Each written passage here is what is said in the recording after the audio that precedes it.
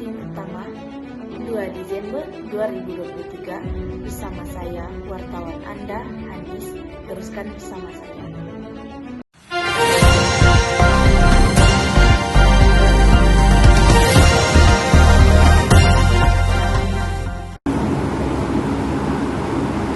Kembali di Buletin Utama.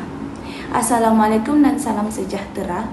Di Malaysia, perlembagaan merupakan undang-undang tertinggi yang dibentuk berdasarkan Perjanjian Persekutuan Tanah Melayu 1948 dan Perlembagaan Kemerdekaan.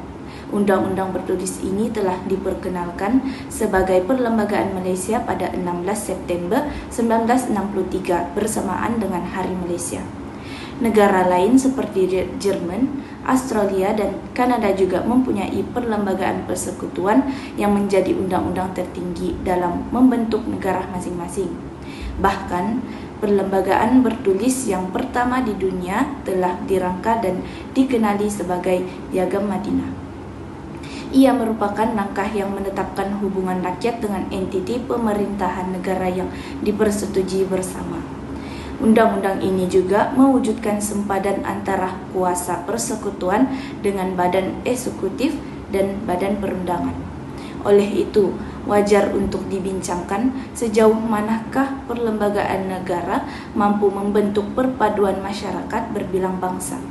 Kita terus ketemu bual menerusi segmen Buletin Utama bersama Datuk Muhammad Yusdi. Silakan Datuk.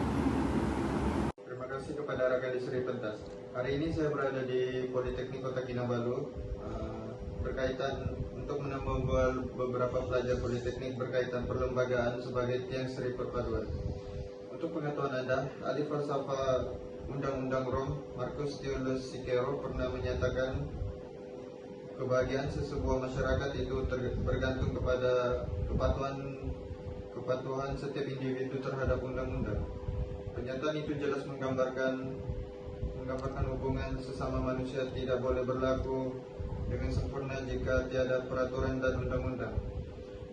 Kesannya dapat dilihat di banyak negara dunia apabila undang-undang dan keadilan tidak menjadi pasar utama. Natijahnya berlaku kacau bilau yang sekaligus merobek kehormatan masyarakat. Keadaan tegang yang menggugat perpaduan juga tidak mustahil boleh berlaku di Malaysia sekiranya kita leka dan tidak mendukung prinsip keempat rukun negara yang berdaulat undang-undang. Terus ketemu bual pelajar. Bersama saya hari ini ialah Cik Syafiqah, pelajar Politeknik Kota Kinabalu. Pada pendapat anda, sejauh manakah perlembagaan negara mampu membentuk perpaduan masyarakat berbilang bangsa? Pada pendapat saya, kita sedia maklum rakyat yang menetap di negara kita terdiri daripada pelbagai kaum, bangsa dan agama. Setiap di antara kita mempunyai perbezaan dari setiap aspek dan generasi terdahulu, yaitu nenek dan moyang kita berjaya menunjukkan sifat toleransi serta telah mewujudkan masyarakat majmuk walaupun dalam kesusahan hidup pada ketika itu. Dengan wujudnya perlembagaan Malaysia, hak dan kebebasan warga negara terjamin.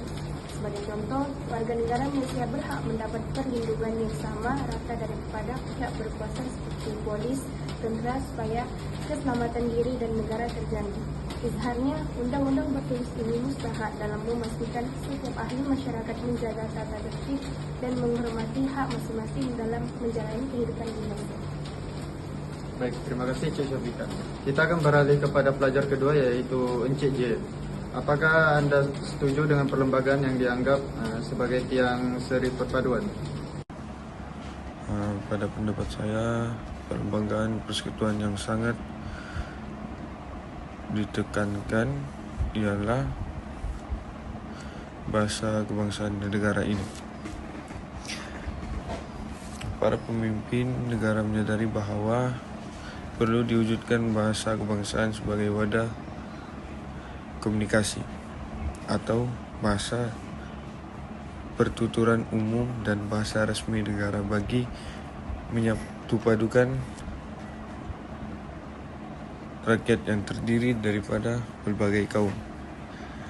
Hasil permuafakatan perlembagaan, bahasa Melayu diterima sebagai bahasa kebangsaan dalam Perkara 125, 152 perlembagaan Malaysia.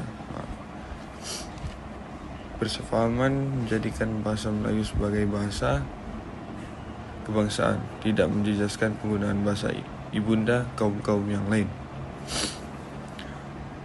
malah dijamin oleh perlembagaan persekutuan. Buktinya kita dapat melihat pelajar Poli KK juga terdiri daripada pelbagai bangsa dan agama. Namun mereka menggunakan bahasa Melayu sebagai bahasa komunikasi. Terima kasih kepada rakan bertugas menumbuh bual pelajar di Politeknik Kota Kinabalu. Perlembagaan yang telah diwartakan di Malaysia bukanlah bertujuan untuk mengikat atau mengokong rakyat dari mendapatkan hak kemanusiaan masing-masing.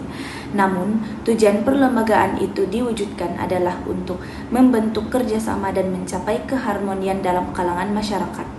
Bayangkan, sebuah negara yang tidak mempunyai undang-undang atau undang-undang yang sedia ada tidak dipatuhi, sudah pasti pergolakan akan berlaku sehingga akhirnya membawa kepada rusuhan dan pembunuhan sesama sendiri.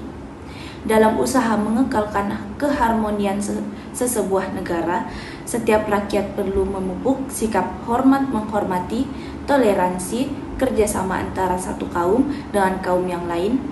Oleh itu, adalah menjadi tanggung jawab sosial bagi seluruh rakyat dalam sesebuah negara mempertahankan perpaduan.